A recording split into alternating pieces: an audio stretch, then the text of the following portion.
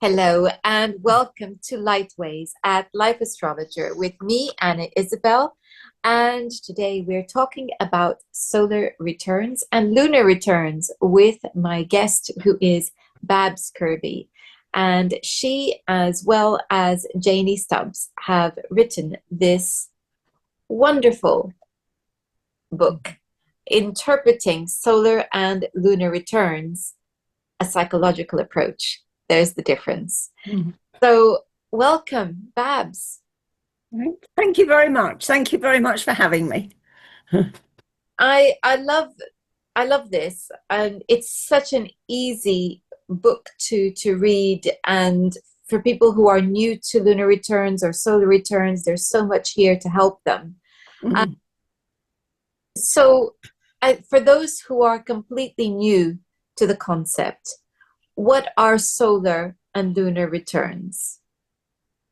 Solar return is a chart that's set up for the time that the sun gets back to its natal position. So we all say many happy returns on your birthday, but what we don't always, what most people don't recognize is that what is returning is the sun. The sun is returning to its natal position, and it sometimes does it the day before, very occasionally the day after. But in order to look at a solar return, you need your date, time and place of birth. You have a natal chart, and then you set up a chart for the exact degrees and minutes that the sun was in when you were born. So that's a solar return. And obviously you get one of those a year, and it's a forecasting tool for the year ahead. And with lunar returns, you do the same, but for the moon. And you've got 13 of those within a 12-month period, and they're showing what might be going on for you on a more lunar level for those 4 and a bit weeks. But the solar return is the most dramatic one to be working with because it shows a big picture of the year ahead. So that's nice and clear, and we know that this is a very old technique for forecasting. Yes. How does that differ from looking at the returns from a psychological perspective? We're looking at the sort of growth opportunities where you ought to be focusing your energy. We're just looking at it in a not in a predictive way. We're looking at the inner workings. Some of it might be outer, but a lot of it will be how you're experiencing life, how you're feeling, what challenges you might have. It really depends on what is happening in a solar return. You know, one of the most interesting things about a solar return is if you've got big transits to your sun, i.e., you know, the outer planets, Saturn, Uranus, Neptune and Pluto, if they're making an aspect to your sun, you will be going through something fairly big in life.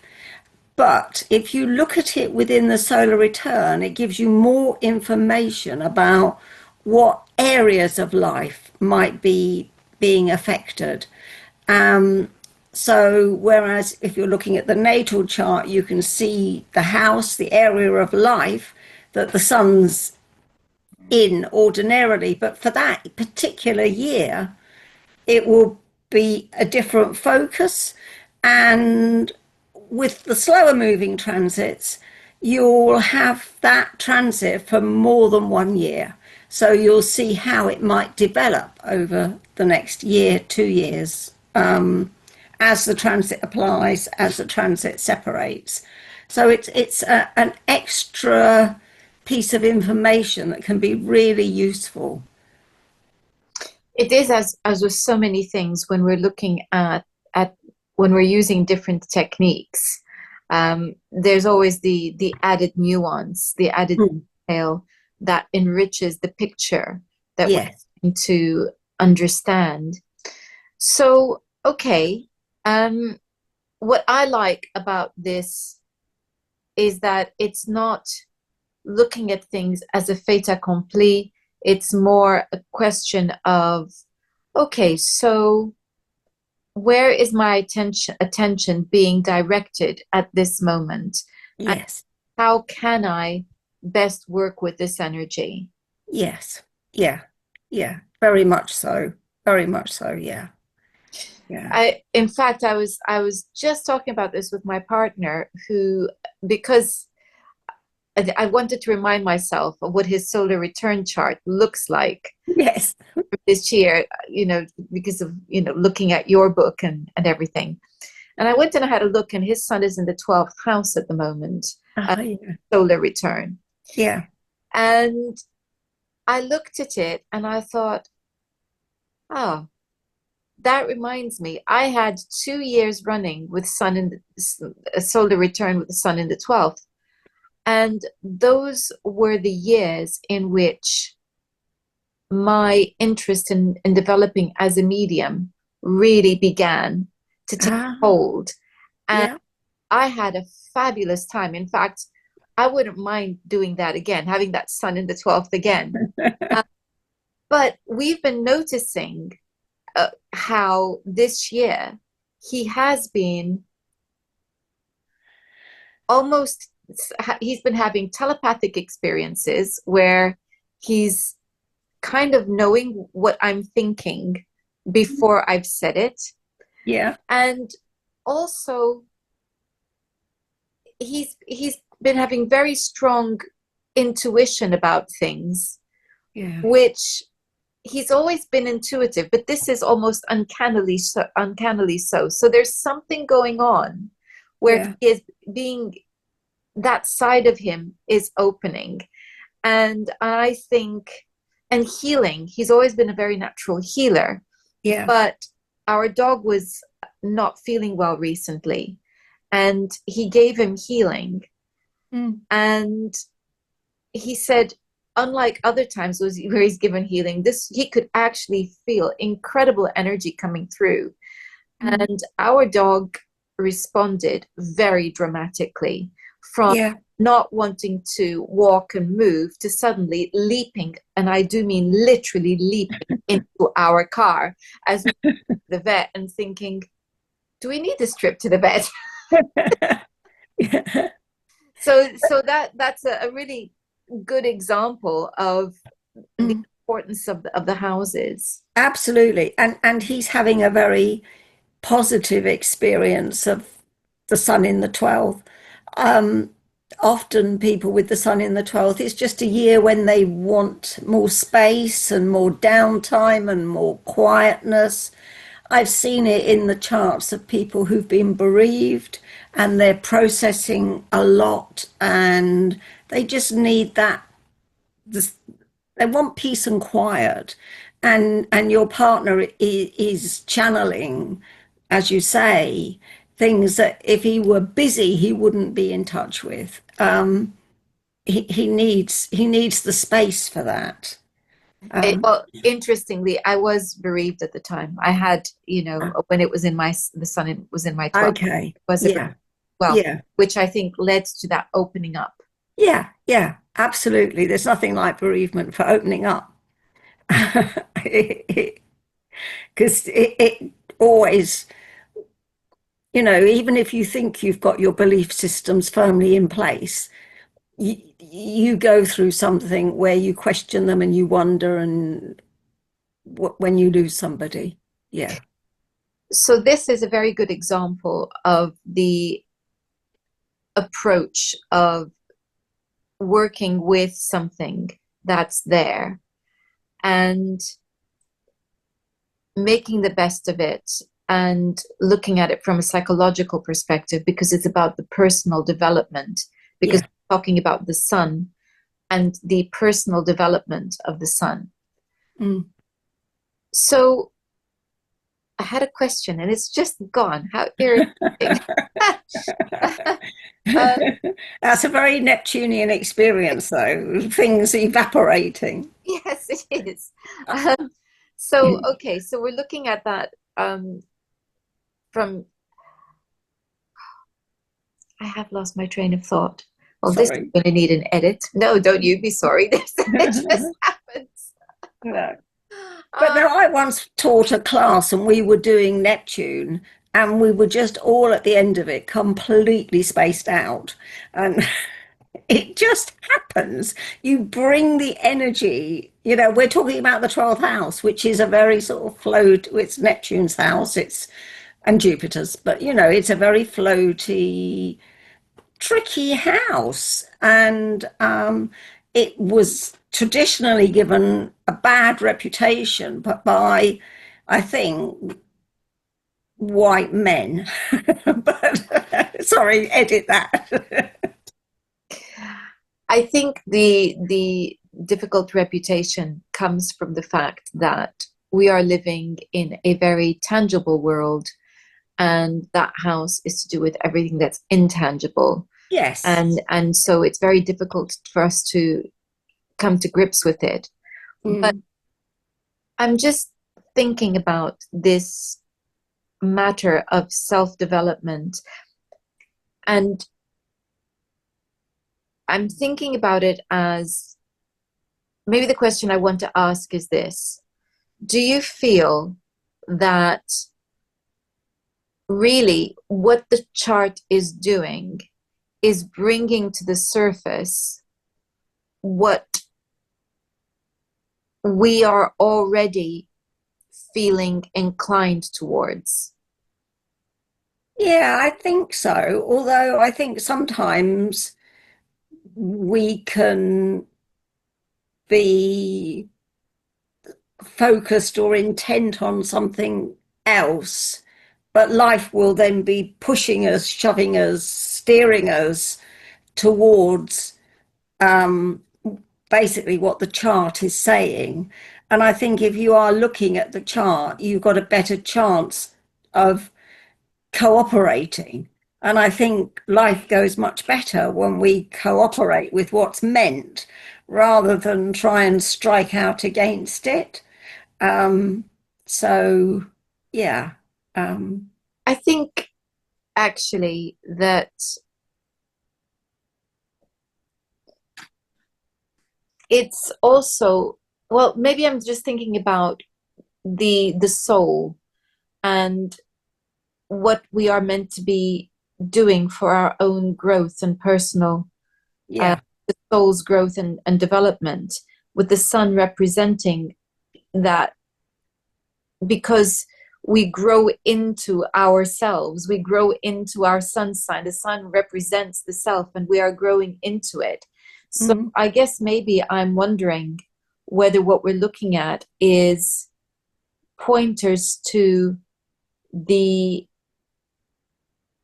the place of journey where we are, where mm, it's a point of orientation, the birthday, the soul mm, turn, a point of mm, orientation of going, oh, okay, so is this where I'm heading? Is this what I now need for that mm.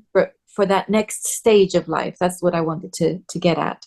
Yeah, without a doubt. One of the interesting things with a solar return, anyway, is that if you're staying in the same location, you get the same house every 4 years, and it's slowly moving in a anti-clockwise direction. So and it'll be in the same house probably for about 3 times. Oh, so that's like over a 12-year period. You'll have 3 goes at that house. And it'll be different every time. And obviously, the rest of the chart will be different. So but the sun will still be in that particular house for probably 3 times over a 12-year period. Obviously, if you move, and I do set the chart, because this is another thing that people will talk about. I set the chart for where someone ordinarily is. So people who think they can go somewhere and get a different chart, I might look at that as well, but I would mainly be looking at the chart for where somebody ordinarily is.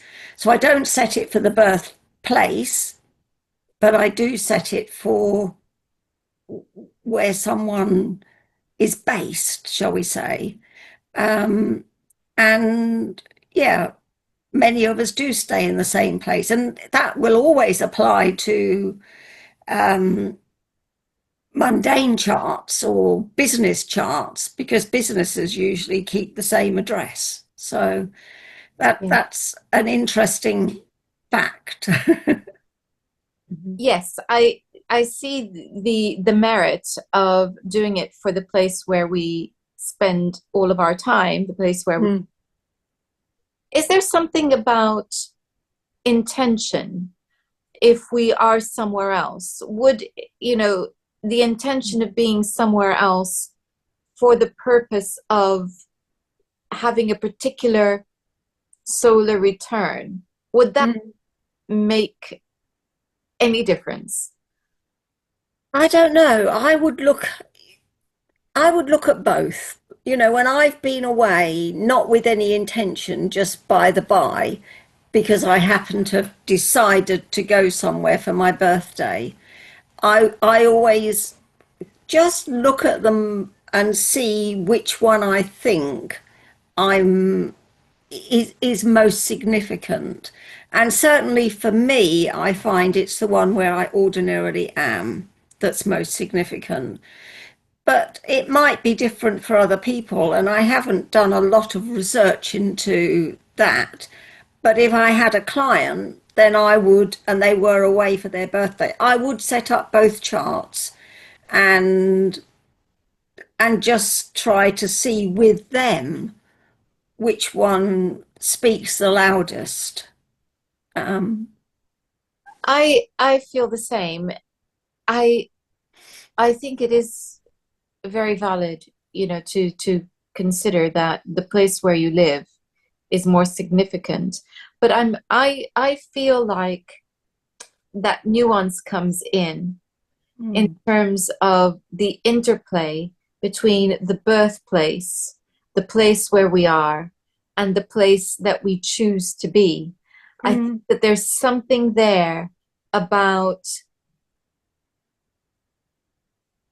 identity relating to the present moment in time, but also the wish or the intention, mm, and teasing them out. mm, I think mm. very interesting. And speaking of the birthplace, that Yes. takes me automatically to the birth chart. So, are you also comparing the solar return chart to see how it relates to the birth chart?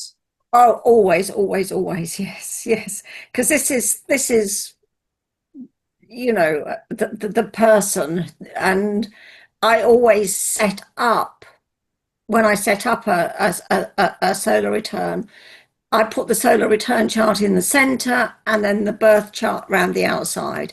I want to see what the interaction between the planets is. I want to see, if something in the birth chart is rising in the solar return, that's going to be hugely important. And I also want to see what aspects are repeated. So if you've got a particular aspect in your natal chart and then you've got it again in the solar return, that is always helpful. Even if it was, say, a hard aspect in the solar return and a soft aspect in your natal chart, you get to grips with it more. You maybe can use it more effectively, And vice versa, if it's a hard aspect in your natal chart, but a flowing, harmonious aspect in the solar return, you can make progress with that dynamic. So if you've got repeated aspects from the natal chart to the solar return, that is always helpful. And none of the challenging aspects in a solar return are as challenging ever as, say, a challenging aspect in the natal chart.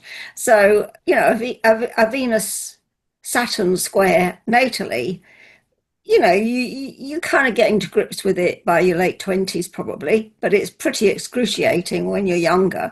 And but in a solar return, you can look at it in a much more constructive way, as if you've already, whatever age you are, as if you've mastered this challenge. So I like that. So let's go to lunar returns. yes. What would the purpose of, let's use the word playing with lunar returns be? Um, I have to say, I don't do it a lot anymore. But obviously, we did do it a lot back in the day because it's a lot of work and you don't get so much out of it. um, but if you're going to work with lunar returns, you need to do, I would do the year. I would do all of them for the year and see which ones seem to have really important things going on in them, particularly echoes of the solar return, or echoes of your natal chart. So months where you've got angular planets or you've got some moon aspects. Some moon aspects in the solar return, for instance, are always really significant, often like a watershed year. So some moon aspects in the solar return, really ever so important. Um, and in the lunar return, they won't be as dramatic or as bigger of such magnitude in significance, but they will be significant. And so you've got, a lot of charts to look through and pick out which months might be the months to really pay attention to and see what opportunities or challenges they're showing. So, but I, yeah. I think with lunar returns as well, I will look at them if a client is going through a particularly challenging month. And I think, okay, so what is going on here from Mm. a lunar perspective? Because sometimes with the lunar returns, it's less about events, but it's more about that Oh internal yeah, landscape. it's In much more fact, about, yeah. and so what is, if I want to understand more about the nature of the emotional tension Mm. that they are experiencing, then a lunar return is very illuminating, and Yeah. it's very helpful to see as well. So in relation, and then you can have that in the context of everything else.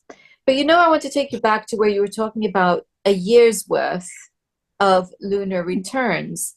So where would that be? Because with the solar return, it's obvious you want to start it on the solar return. But if Yeah. we're wanting to do a series of 13 lunar returns, Mm. where would you begin? Would you begin with the birthday, or would you begin with the lunar return preceding or following the birthday? I think I'd begin with the lunar return before the birthday, so that we've got a lunar return that coincides with the solar return at the start of it. Um, Although I often think with solar returns, a lot of what's in a solar return seems to kick in 2 or 3 months before.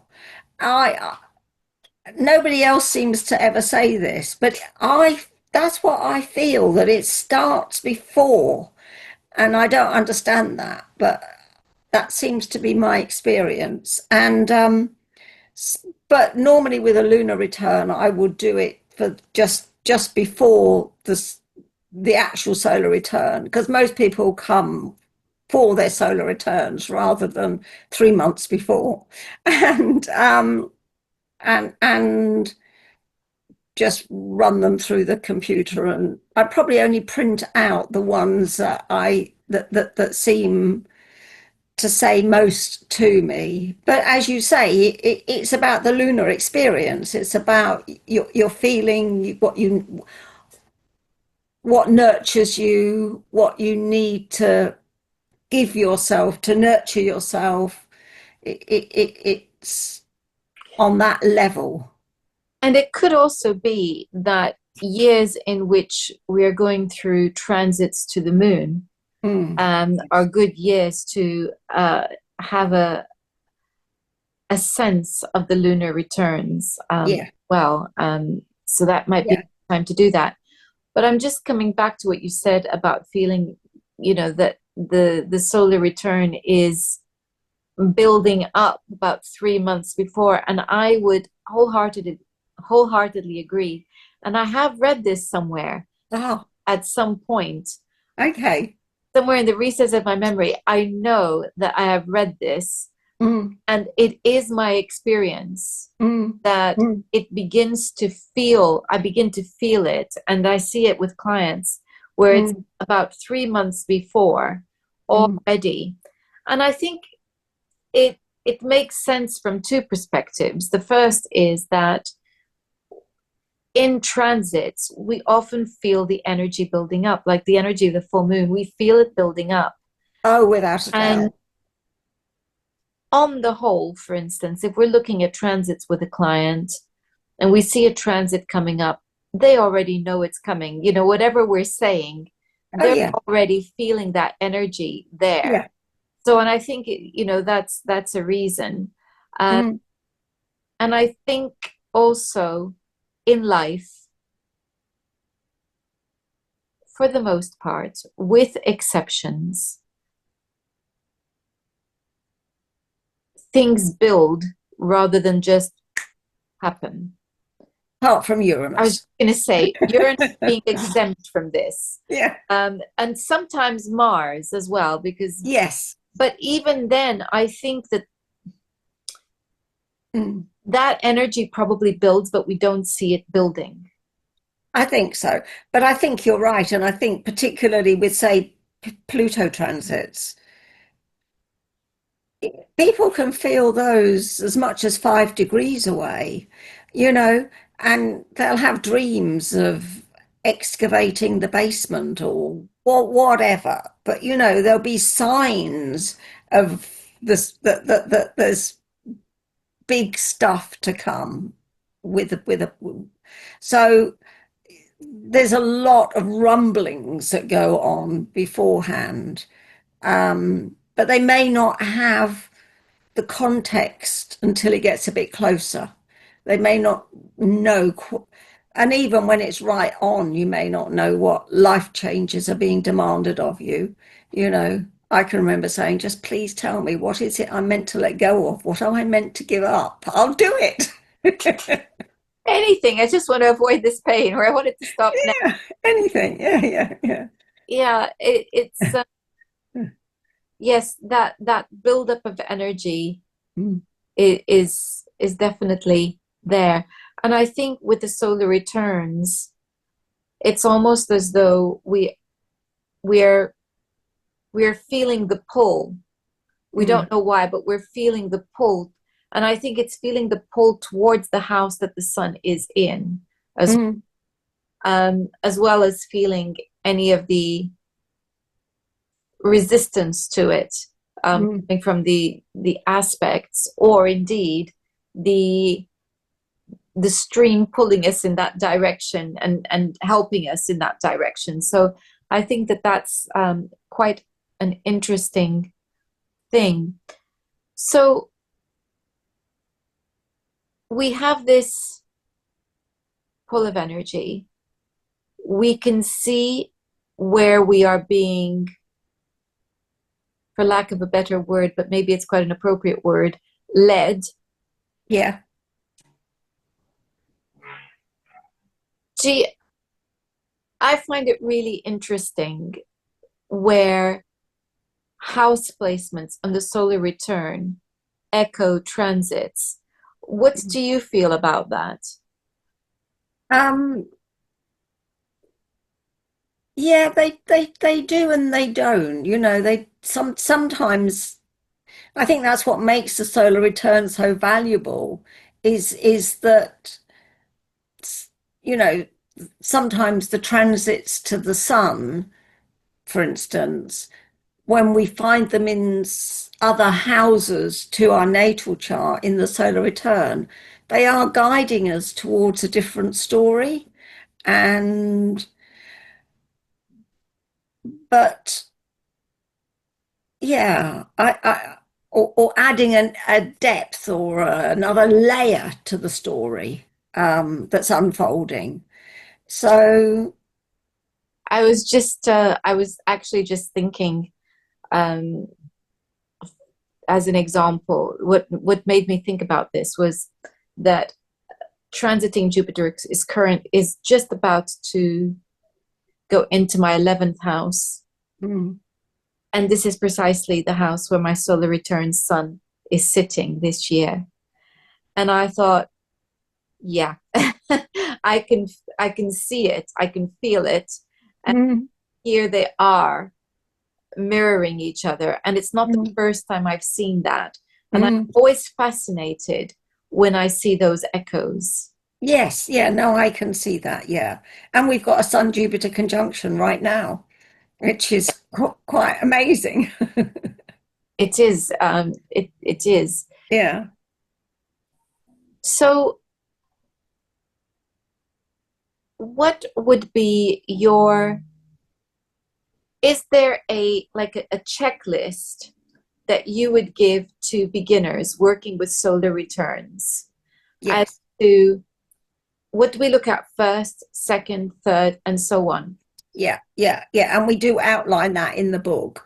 We do. And I would look at the sun's house and aspects and repeated aspects, things that are repeated from the natal chart. So I'd look at that first, and then the ascendant and the midheaven and their rulers, and so the house placements, aspects, and anything that's repeated from the natal chart, and then the moon, and the same, house aspects, anything that's repeated, and then um, and this may have already come up because there's only so many planets, the aspect patterns, so we may have already covered aspect patterns when we're looking at those four.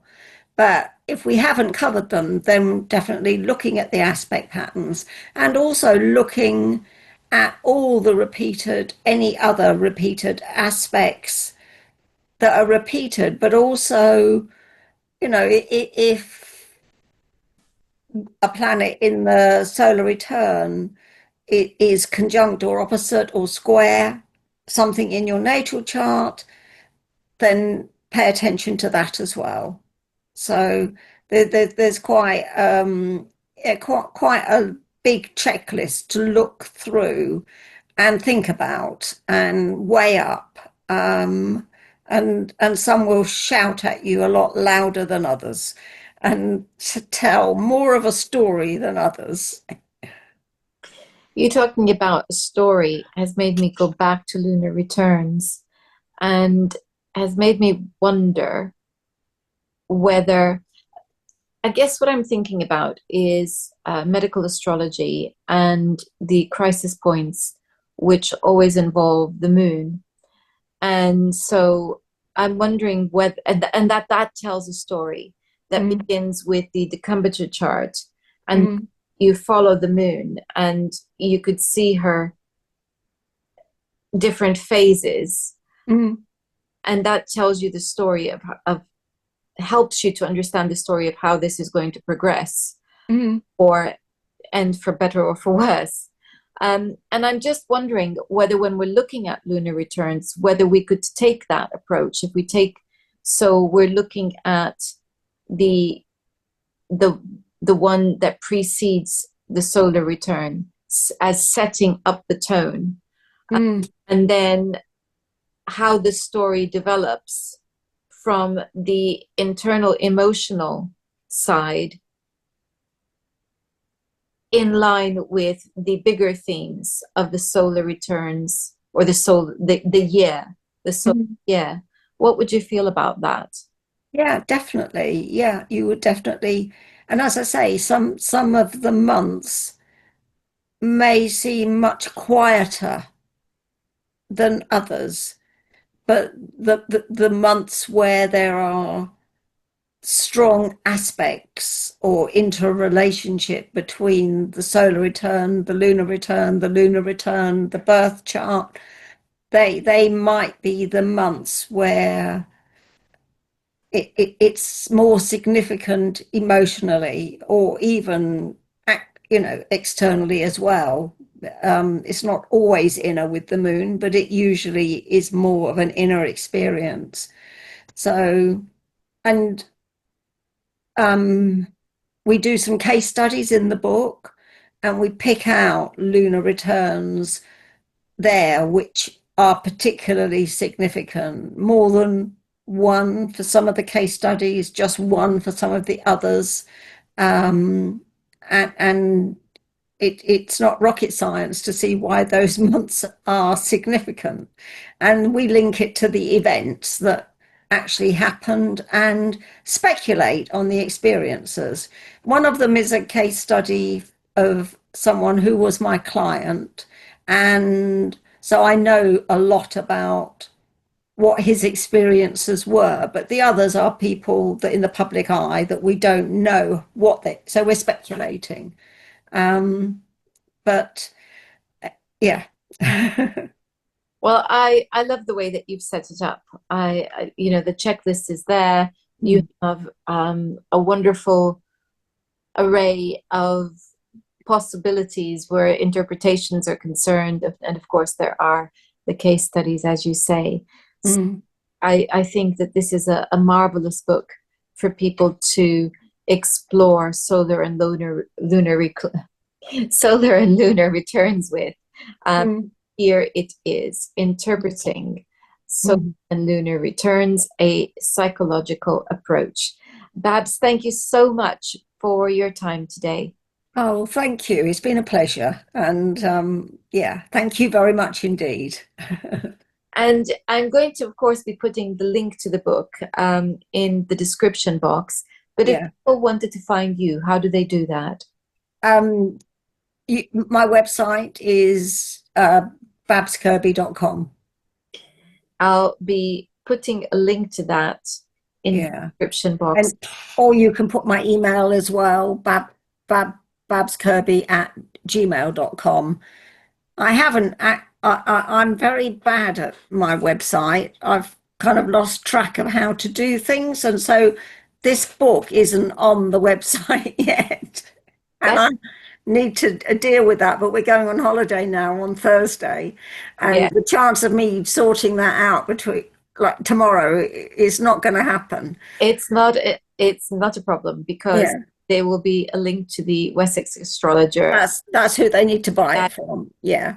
anyway. So for those who are interested, the link will be in the description box. Okay, Yeah. that's great. Okay. Well, thank you so much for your time as well and for your interest and your expertise. You obviously know a lot about astrology, um and we haven't crossed paths before.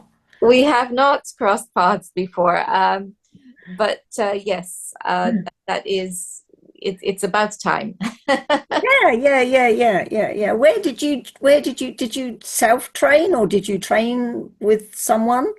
A combination of the two in sporadic ways. Yeah. So yes, but yes, as with everything with me, there is a lot that comes from reading and experience, Yeah. and Yeah. and attending lectures, etc. So Yeah, yeah, yeah, yeah. it's a combination of many, many years now, it seems. Well, it is. It's learning a language, and you just absorb it. You can't learn it in your head. You have to feel it and know it, don't you? Exactly, you do. Yeah, and that just takes time. You Yeah. can't. You have to imbibe it. Um, Astrology is a living experience. yes, absolutely. It Yeah, yeah, takes time. We understand more and more because we have more and more experiences of transits and progressions and everything else. But yeah, as I yeah. tell my students, be patient. It takes time. Absolutely. Yes, it takes a long time. Anyway, a pleasure to meet you, and Thank thank you you. for this. And thank Um, you all for watching. Next time, we're going to be looking at the sun again, but this time we're thinking about it in terms of the soul. Until ah. goodbye.